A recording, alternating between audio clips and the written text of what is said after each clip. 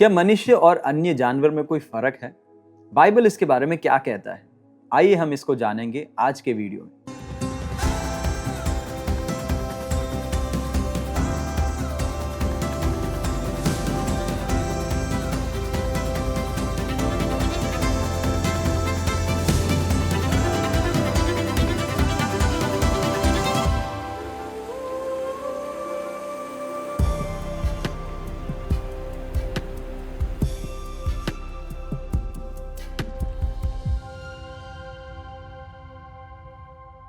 Bible पाठशाला अध्ययन श्रृंखला में सारे भाई बहनों का हार्दिक स्वागत है।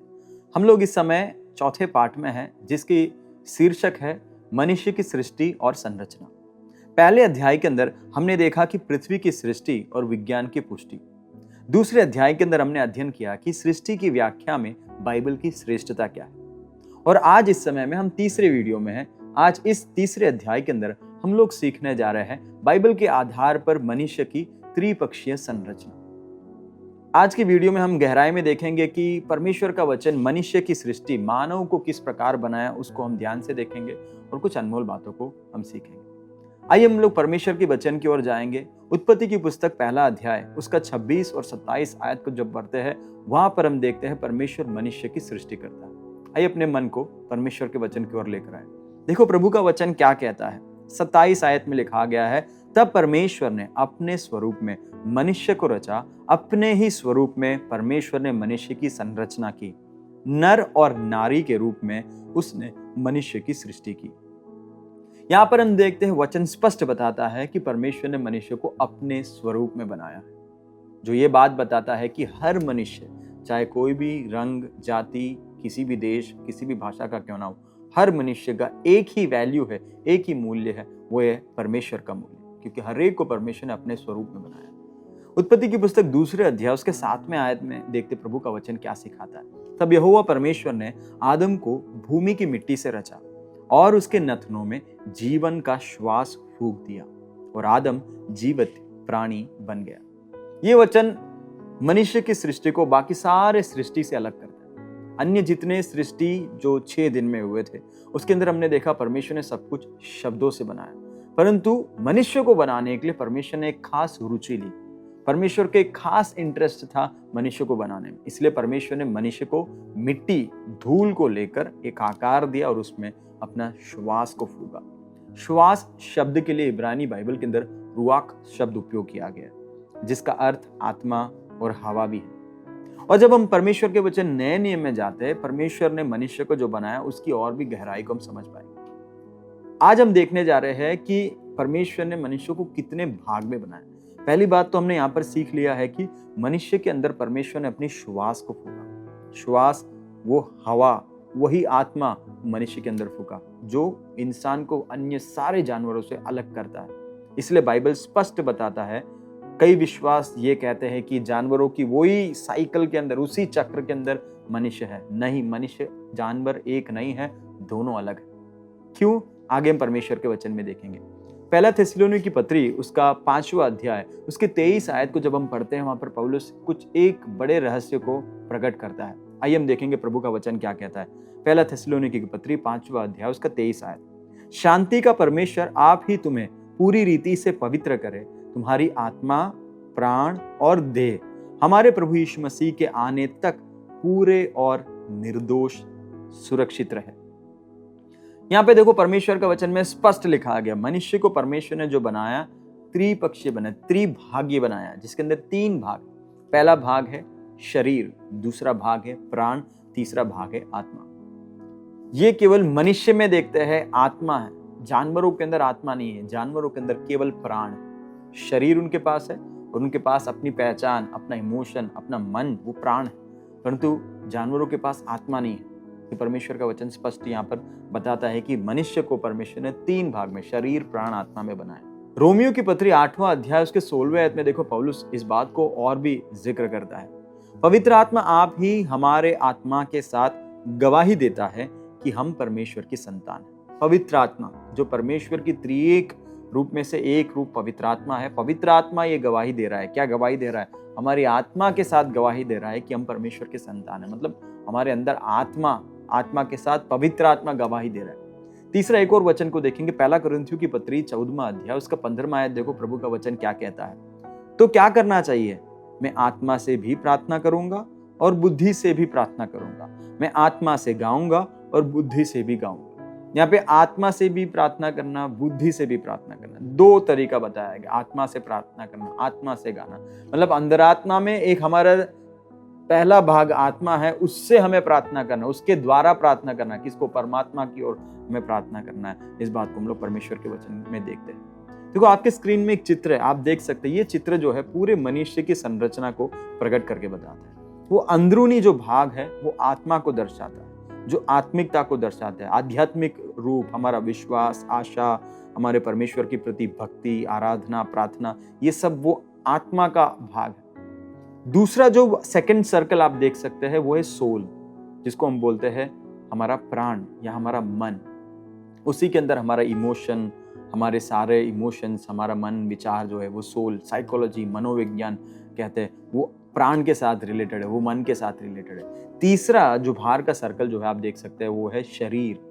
शरीर के अंदर पंच इंद्रिय है जिसके द्वारा हम दुनिया के साथ व्यवहार करते हैं। तो ये जो चित्र है हम आने वाले तीनों वीडियो में देखते रहेंगे, ताकि हम इसको ध्यान से अध्ययन करने जा रहे हैं कि मनुष्य को परमेश्वर ने शरीर, प्राण और आत्मा में बनाया है। पहला थिस्सलुनीकी की पत्री 5वां अध्याय उसके 23 में हमने जब पढ़ा, वहां पे शरीर, प्राण, आत्मा, वो तीनों के लिए मूल जो बाइबल है वो यूनानी भाषा ग्रीक में लिखा गया है। वहां पर शरीर के लिए जो शब्द उपयोग किया गया वो है सोमा, और प्राण के लिए जो शब्द उपयोग किया गया वो है सुखे।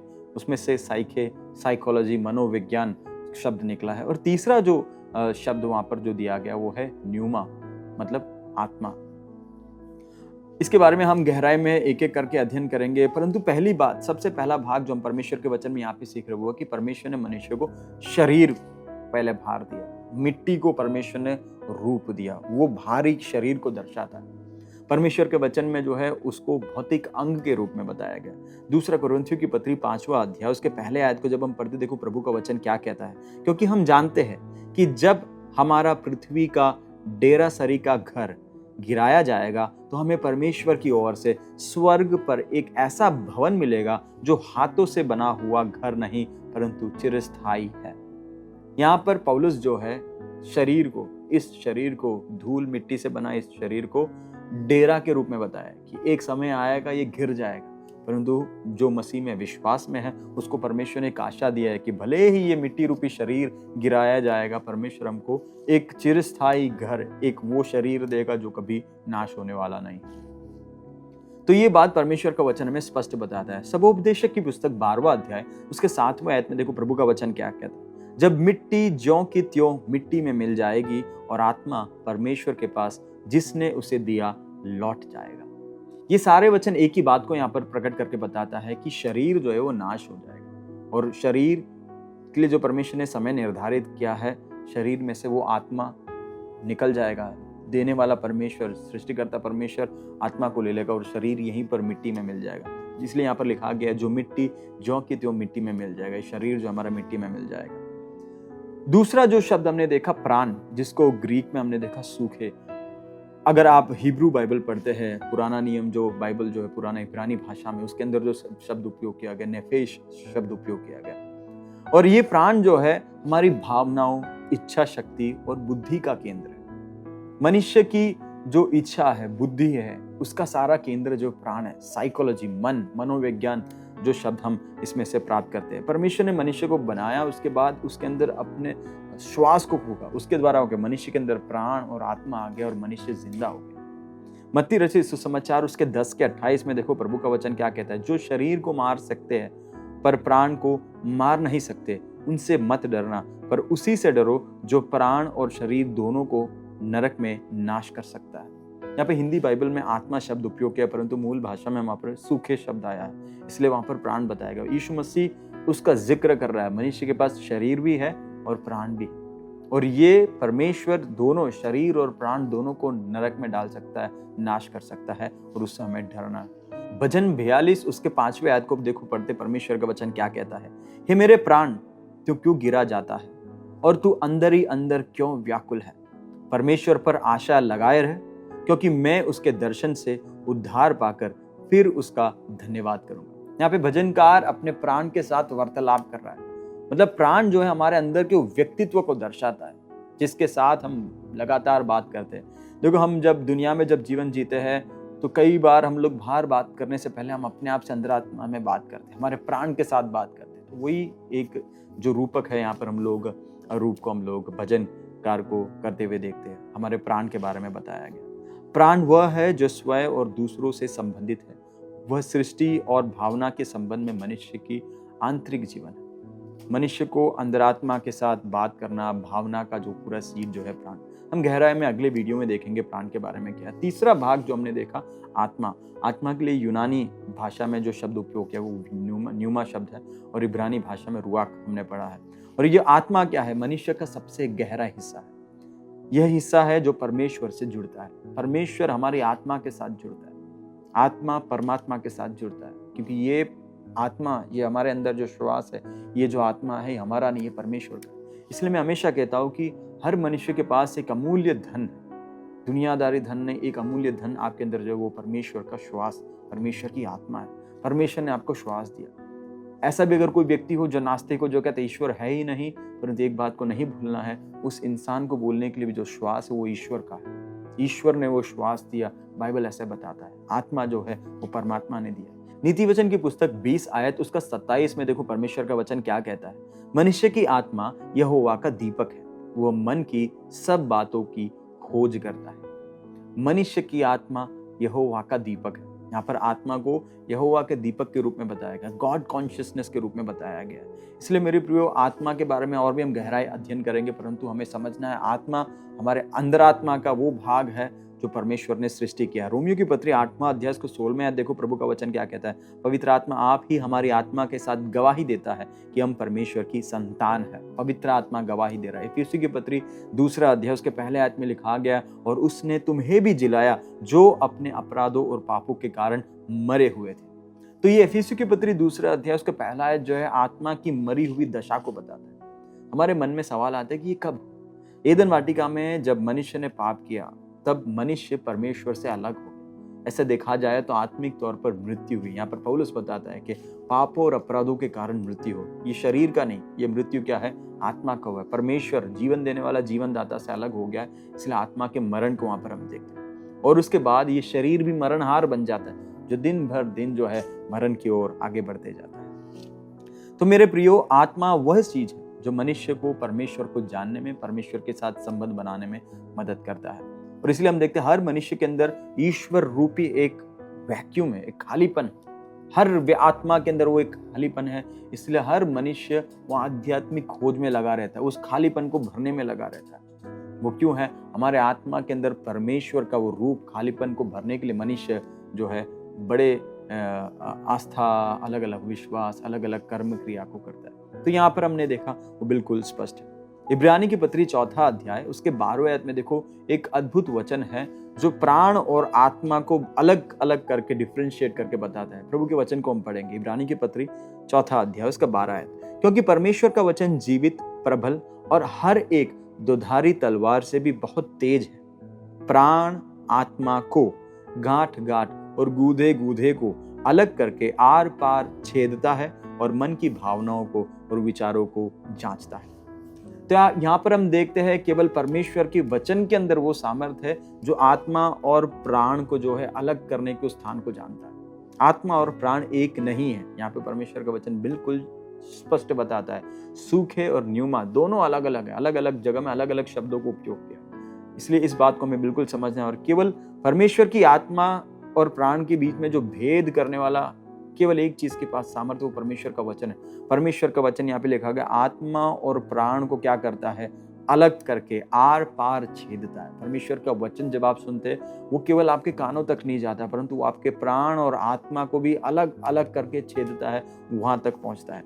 मरकुस रचित सुसमाचार 12वां अध्याय उसके 29 में जब हम पढ़ते, देखो प्रभु का वचन क्या कहता है। यीशु ने उन्हें उत्तर दिया, सब आज्ञाओं में से यह मुख्य है, हे इज़राइल सुन, प्रभु हमारे परमेश्वर एक ही प्रभु है, और तू प्रभु अपने परमेश्वर से अपने सारे मन और अपने सारे प्राण से, अपने सारी बुद्धि से और अपनी सारी शक्ति से प्रेम रखना। और दूसरी यह है कि तू अपने पड़ोसी से अपने समान प्रेम रखना, इससे बड़ी और कोई आज्ञा नहीं है। देखो यहाँ पे यीशु मसीह ने जब सबसे बाइबल के सबसे बड़े आज्ञा को जब बताया, वहां पर भी ये विभिन्नता को परमेश्वर ने पेश किया। जब आप परमेश्वर को प्रेम करने वाले हो, किस प्रकार प्रेम करना है, परमेश्वर का वचन यहाँ पे स्पष्ट बताता है कि हमें अपने सारे मन से, सारे प्राण से, सारी बुद्धि से और अपने सारी शक्ति से प्रेम करना है। तो परमेश्वर ने हमारा प्रेम जो है वो शरीर शक्ति को बताता है, मन, हमारे प्राण, हमारे पूरी आत्मा से हमें परमेश्वर को प्रेम करना है। और ये परमेश्वर का पवित्र शास्त्र वचन है, इसको हमें सीखना बहुत ही जरूरी है। इस अध्ययन के अंदर तो हमने सीखा है कि परमेश्वर ने इंसान को त्रिभागी बनाया, त्रिपक्षीय बनाया, शरीर, प्राण और आत्मा। शरीर जो है हमें भौतिक संसार के साथ इंटरेक्शन करने के लिए, अंतक्रिया करने के लिए, व्यवहार करने के लिए मदद करता है। प्राण जो है हमें एक दूसरे के साथ और स्वयं के साथ इंटरेक्शन करने के लिए, व्यवहार करने के लिए, अंतक्रिया करने के लिए मदद करता है। और प्राण के बाद जो आत्मा आता है वो हमें परमेश्वर के साथ अंतक्रिया, परमेश्वर के साथ व्यवहार, परमेश्वर के साथ बात करने में मदद करता है। तो इंसान का तीनों जो भाग है वो तीन रूप को दर्शाता है और तीन तरीके से इंसान को कनेक्ट करने में मदद करता है। शरीर भौतिक संसार के साथ, प्राण जो है हमें व्यक्तिगत अपने आप और हमारे साथ जितने लोग हैं, जो प्राणी हैं, उनके साथ व्यवहार करने में मदद करता है। और तीसरा जो है आत्मा, हमें परमात्मा के साथ व्यवहार करने में मदद करता है। तो इस तरीके से हम समझ पाते हैं कि परमेश्वर का वचन बिल्कुल स्पष्ट तरीके से बताता है कि परमेश्वर ने मनुष्य को शरीर, प्राण, आत्मा में बनाया। इसलिए तो हम देखते हैं वो आत्मा होने के कारण हर एक मनुष्य के अंदर परमात्मा का भय, परमात्मा को चाहत, परमात्मा के प्रति भक्ति और आस्था है। जानवरों में वो नहीं होता है। जानवर कभी भी हर बार मंदिर में जाना, गिरजाघर में जाना, मस्जिद में जाना जानवर नहीं करता, परंतु मनुष्य करता है। क्यों? मनुष्य के अंदर आत्मा है, परंतु जानवरों में आत्मा नहीं है। जानवर में केवल शरीर और प्राण है। इसके बारे में गहराई में हम लोग आने वाले सत्रों में एक एक करके अध्ययन करेंगे कि शरीर क्या है, प्राण क्या है, आत्मा क्या है।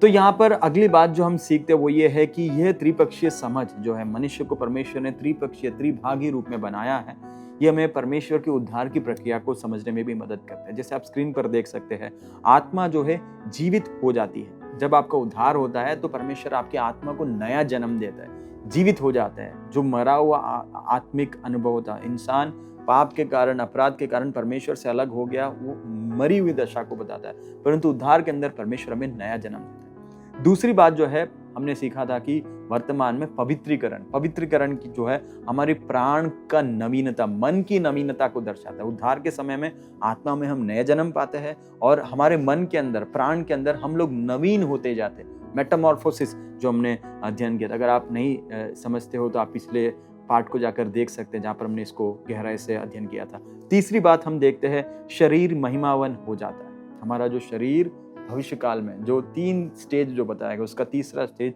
महिमावंत हो जाता है। तो ये शरीर जो है, नश्मान शरीर यहीं पर खत्म हो जाएगा, मिट्टी में मिल जाएगा, परंतु परमेश्वर हमें एक चिरस्थायी शरीर, एक चिरस्थायी भवन देगा, उसको हम देखते हैं। तो उद्धार जो है उसको समझने में भी हमें ये त्रिभागी रूप जो है, मनुष्य को परमेश्वर ने 3 रूप में शरीर, प्राण, आत्मा में बनाया है, उसको हम देखते हैं। परमेश्वर ने आत्मा को नया जन्म दिया है, परमेश्वर ने प्राण को, मन को नया बनाया है, नवीनीकरण, पवित्रीकरण को हम देखते हैं। और तीसरा, शरीर को परमेश्वर जो है महिमा का शरीर देगा, महिमाकरण को देखते हैं। तो उद्धार के अंदर भी ये त्रिभागी जो अनुभव को हम जोड़कर समझ पाते हैं। तो मैं आशा करता हूँ कि आप लोग अभी समझ पा रहे कि परमेश्वर ने मनुष्य को कैसा अलग बनाया, शरीर, प्राण और आत्मा में। हम जानवर नहीं हैं। कभी भी कोई इंसान को जानवर के रूप में आप ना समझे। इंसान जानवर नहीं है, मनुष्य जानवर नहीं है। मनुष्य परमेश्वर के स्वरूप में बनाए गए सबसे अद्भुत सुंदर सृष्टि है। इस बात को हमेशा याद रखें। और आने वाले अगले वीडियो में हम एक एक बात को, शरीर को ध्यान से पढ़ेंगे कि शरीर के बारे में पवित्र शास्त्र बाइबल क्या कहता है। तो आगे की वीडियो के लिए आप राह देखें और जब वीडियो आपके पास आएगा उसको जरूर देखें, वचन को गहराई से सीखें और आप जो सीख रहे हैं अन्य लोगों को सिखाएं। आप अन्य लोगों को ये वीडियोस भेज के दें ताकि ये सारा जो अध्ययन है उनके लिए भी एक आशीष का कारण बनेगा। प्रभु आप सबको बड़ी आशीष दे।